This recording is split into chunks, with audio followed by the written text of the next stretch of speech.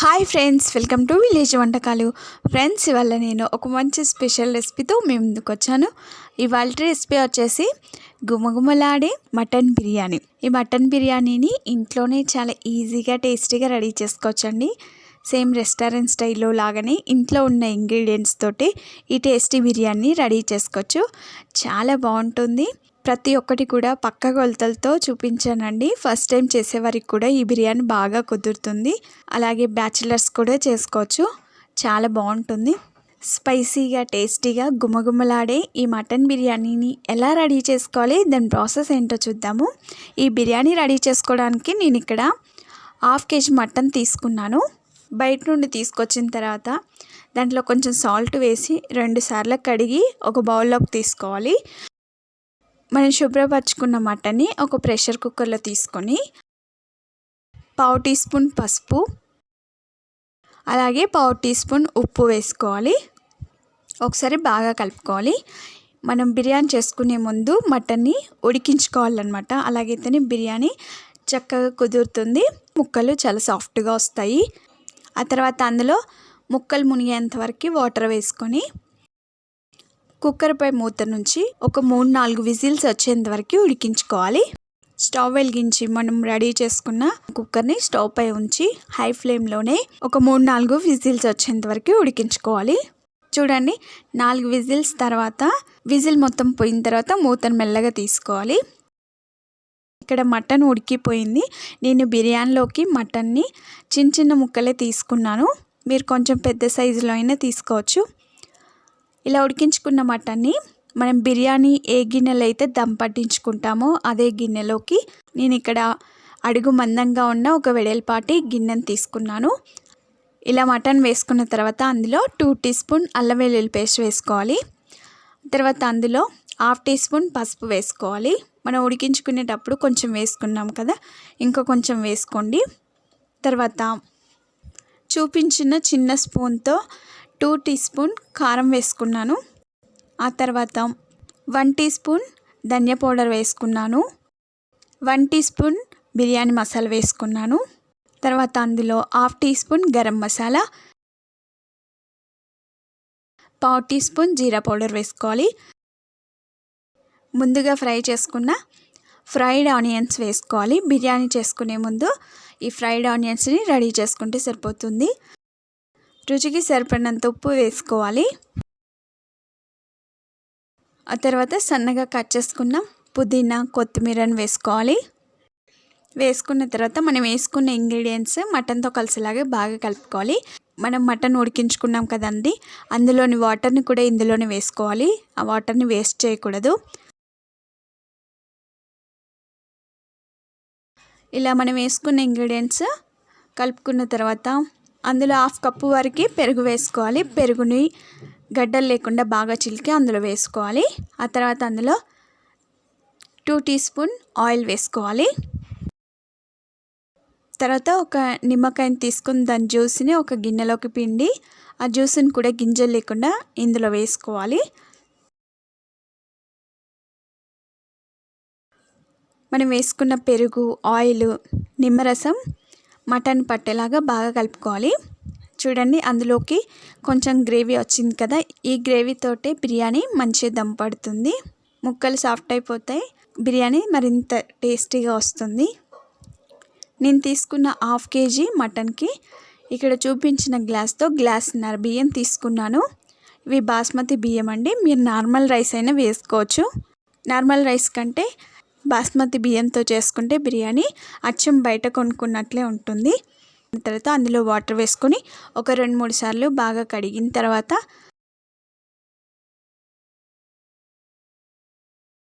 కొన్ని వాటర్ వేసుకొని ఈ బిర్యానీ రెడీ చేసుకుని ఒక 1/2 అవర్ ముందు కడిగి పెట్టుకోవాలి. 1/2 అవర్ తర్వాత ఒక గిన్నెలోకి సగం కంటే ఎక్కువగా వాటర్ తీసుకోవాలి. మనం ఇవి రైస్ ఉడికించుకోవడం కోసం నేను ఇక్కడ వాటర్ పెట్టాను. చూడండి, 1/2 అవర్ అయింది. బియ్యం చక్కగా నానిపోయాయి. బియ్యంలోని వాటర్ని వేస్ట్ చేయకుండా ఇలా మనం ఎసరు పెట్టుకున్నాం కదా, ఆ ఎసరుని కొంచెం తక్కువ పెట్టుకొని బియ్యం నానబెట్టుకున్న వాటర్ని కూడా వేసుకోవాలి. ఆ తర్వాత అందులో ఒక 2 బిర్యానీ ఆకుల్ని కట్ చేసి వేసుకోవాలి. కొంచెం చెక్క, ఒక 2 లవంగాలు, ఒక 2, 3 యాలకులు, తర్వాత కొంచెం సాజీర వేసుకోవాలి.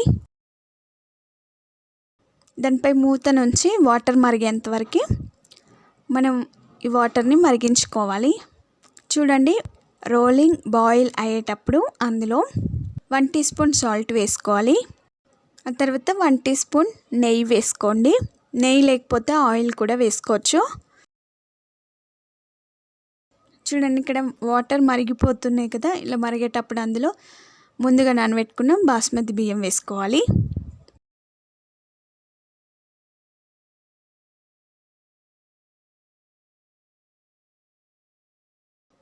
బియ్యం మొత్తం వేసుకున్న తర్వాత ఒకసారి బాగా కలుపుకొని దానిపై మూత నుంచి ఈ అన్నాన్ని మనం ఒక 80% మాత్రమే ఉడికించుకోవాలి. ఆల్రెడీ మటన్ని ఉడికించుకొని దమ్ పట్టించుకుంటున్నాం కాబట్టి అన్నాన్ని ఒక 80% మాత్రమే ఉడికించుకోవాలి. చూడండి, ఇలా పట్టుకొని చూస్తే మనకి కట్ అయిపోతుంది కదా. అలా ఉడికించుకున్న తర్వాత జల్లి బుట్టలో వడగట్టుకోవాలి.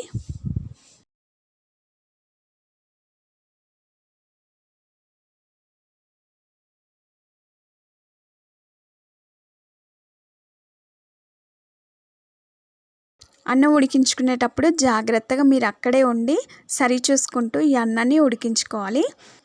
చూడండి, ఇలా మనం అన్నాన్ని మొత్తం వడగట్టిన తర్వాత మనం పట్టించిన మసాలాలు మటన్కి చక్కగా పట్టాయండి. ఒక 1/2 అవర్ ముందు ఇవన్నీ మసాలాలు వేసుకొని ఈ మటన్ని మ్యారినేట్ చేసుకుంటే సరిపోతుంది. ఒక 1/2 అవర్ తర్వాత ఒకసారి బాగా కలుపుకొని అందులో సన్నగా కట్ చేసుకున్న పుదీనా వేసుకొని దానిపైన మనం వడకట్టిన అన్నం వేసుకోవాలి. చూసారా, ఇక్కడ నేను 80% మాత్రమే ఉడికించుకున్నాను. ఈ బిర్యానీ మనకి ఒక 10-15 నిమిషాలలో రెడీ అయిపోతుందండి. అన్నం మొత్తం వేసుకున్న తర్వాత అన్ని సైడ్స్ ఈక్వల్గా ఉండేలాగా మనం స్పూన్తో సరి చేసుకోవాలి. తర్వాత అందులో సన్నగా కట్ చేసుకున్న కొత్తిమీర వేసుకోవాలి. కొత్తిమీరను వేసుకున్న తర్వాత నేను ఇక్కడ బిర్యానీ మరింత కలర్ఫుల్గా రావడం కోసం ఎల్లో ఫుడ్ కలర్ని వేసుకున్నాను. లెమన్ ఎల్లో ఫుడ్ కలర్, అది కొంచెం వాటర్లో కలిపి వేసుకోండి. మీకు ఒకవేళ ఇష్టం లేకపోతే అవాయిడ్ చేయొచ్చు. ఫుడ్ కలర్ వేసుకున్న తర్వాత 1 టీ స్పూన్ నెయ్యిని వేసుకోవాలి. ఇలా నెయ్యి వేసుకోవడం ద్వారా బిర్యానీ చాలా టేస్టీగా ఉంటుంది, అలాగే చాలా హెల్దీ కూడా.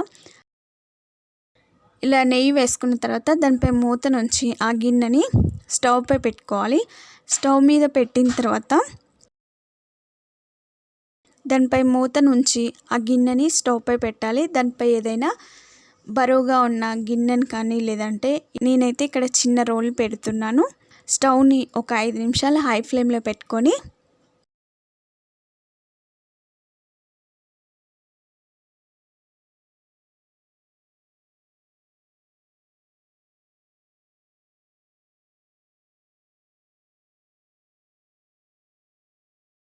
ఐదు 10 నిమిషాలు లో ఫ్లేమ్లో పెట్టుకొని ఈ బిర్యానీ ఉడికించుకుంటే సరిపోతుంది. మొత్తం 15 నిమిషాలు పడుతుందండి. స్టవ్ ఆఫ్ చేసుకొని ఒక 5 నిమిషాలు ఆ గిన్నెని అలాగే ఉంచాలి పొయ్యి పైన. తర్వాత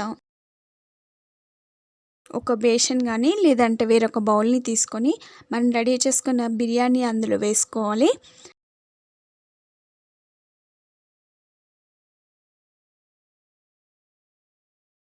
చూడండి, మీకు చూస్తుంటేనే అర్థమైపోతుంది కదా, బిర్యానీ చక్కగా రెడీ అయిపోయింది. అన్నం పొల్లులుగా, ముక్కలు కూడా చాలా సాఫ్ట్గా అయిపోయాయి. చాలా టేస్టీగా ఉందండి. నేను వేసుకున్న ఇంగ్రీడియంట్స్ కరెక్ట్గా సరిపోయాయి.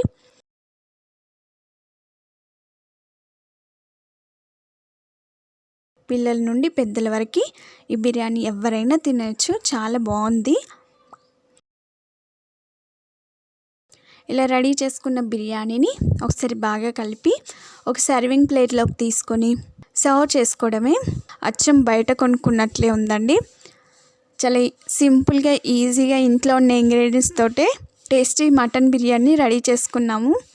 చాలా ఈజీ కదా.